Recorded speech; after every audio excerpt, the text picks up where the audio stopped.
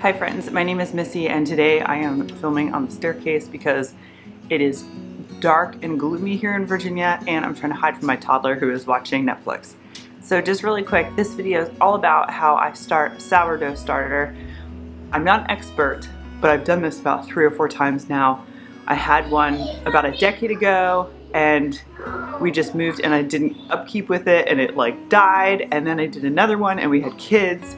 And I missed my sourdough, so I wanted to start another one. So I figured this is a great opportunity to film it and show how kind of the lazy man I do it.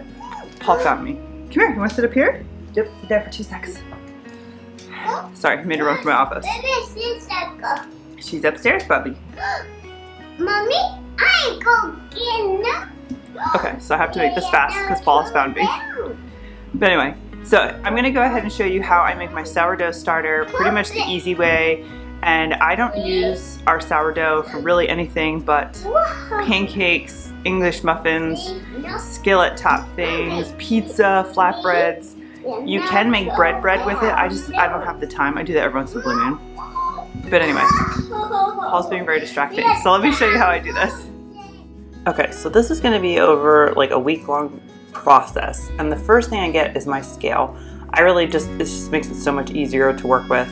And I am using a glass Pyrex bowl. I find the bowls are easier to mix than say like a quart mason jar. That's also very popular. And I'm gonna do mine by ounces. And I am going to start out with 4 ounces of just regular AP flour. I use unbleached, organic. It doesn't have to be, you can use whole wheat flour, you can use einkorn flour. I've done a whole bunch of different things, but this case I'm starting with AP flour. Then I'm just going to go ahead and tear up my scale, and I'm going to use an equal amount of water. So this is 4 ounces of just regular old tap water.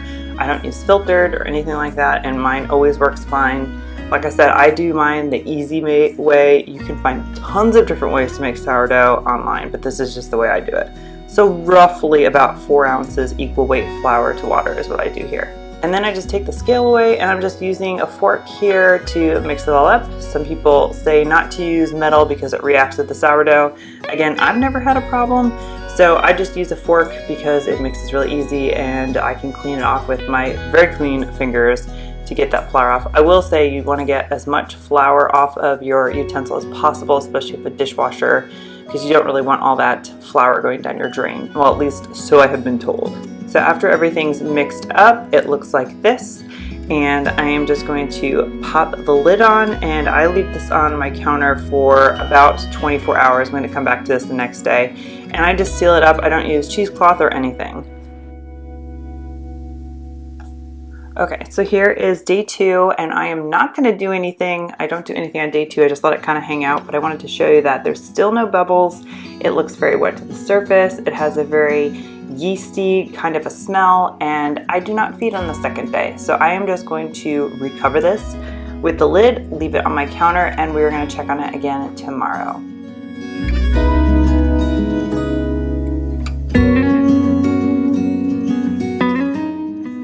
Okay, so here we are, day 3. Now we see stuff starting to happen. There's bubbles, it's jiggly, wet to the surface, definitely has a yeasty kind of a smell. So now I know that my starter is definitely alive. So now is the time I'm going to feed it. So just like we did on that first day, I'm going to bring back my scale. I'm doing mine in ounces, and I'm just going to feed it an additional 4 ounces of flour and 4 ounces of water. So what I'm going to do here is you're going to take out some of the volume, and what I'm going to do is take out 4 ounces of the discard. Basically the only reason is otherwise you're just going to get so much sourdough by the time this process is done. So I remove about 4 ounces of it.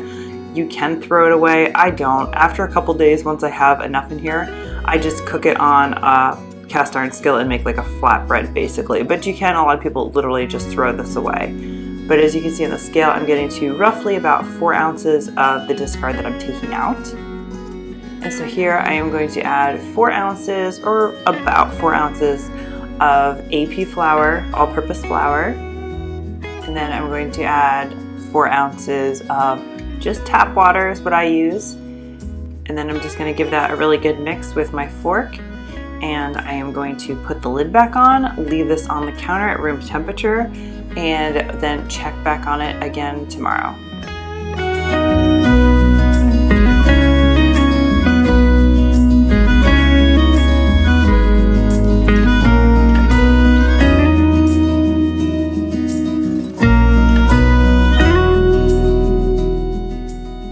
So now we're on to day 4, and it's hard to tell from the bowl from this angle, but we have doubled in size. It now has kind of a funky smell to it, a good funky smell, bubbles, and it looks wet, it looks perfect. This is what a sourdough starter should look like, kind of moving forward once it's fed and been able to sit and ferment. So we are going to do the same thing we did yesterday. We're going to remove half and go ahead and feed it. So here's my little discard bowl from yesterday. Like I said, I did not throw mine away. And I'm going to take out 4 ounces from my bowl to discard. And like I said, I use my discard. I just kept it in the fridge, and then once I had a decent amount, I put it in a hot cast iron skillet and just used it kind of like a flatbread kind of a thing. And you can tell it's so much more runny than it was yesterday. It's like magic what sourdough does. So again, here I'm taking just 4 ounces out of our sourdough starter bowl. It gets a little messy, and I'm putting it just in this discard bowl so that I can deal with it later. Some people just throw this away. You can do that too. And then here we're just repeating the same steps. So I have my all-purpose flour, and I'm going to feed my starter 4 ounces of the all-purpose flour. And then I'm just going to add in some regular old tap water, and I'm shooting for about 4 ounces. Then I'll mix that really, really well with my fork. And once that's all combined, I'll put the lid on it, leave it on the counter, and leave it there overnight. Or 8 to 12 hours, I believe, is the fermentation window you're looking for. I try to strive to do this at the same time each day, or 8 to 24 hours, excuse me. So I've been doing this around the same time frame and just letting it sit and messing with it the next day.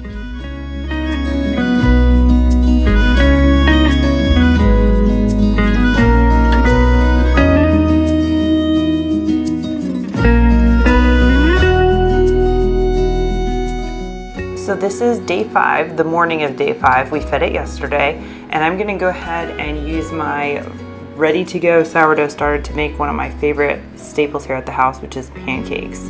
So as you can see, it's doubled in volume again, it's bubbly, it's wet looking.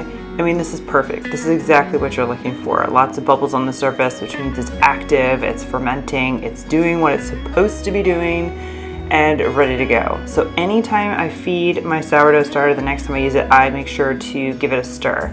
And it should be this consistency. It's like thick pancake batter almost, and that's perfect. That's exactly what you're looking for. So this recipe I am going to use is a fully fermented pancake, meaning I'm not adding any additional flour. It's just using the sourdough starter. So I use quite a bit of it in here, and it's just delicious. It's from farmhouseontheboon.com. I'll list her recipe below, and they're just one of our favorites.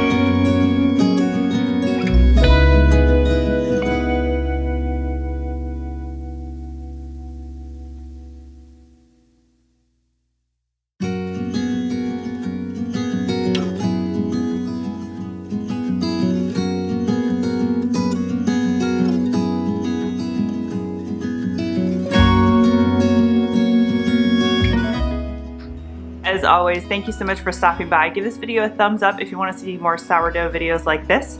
Leave me some comments below. Subscribe if you haven't. I'll see you in the next one. Bye.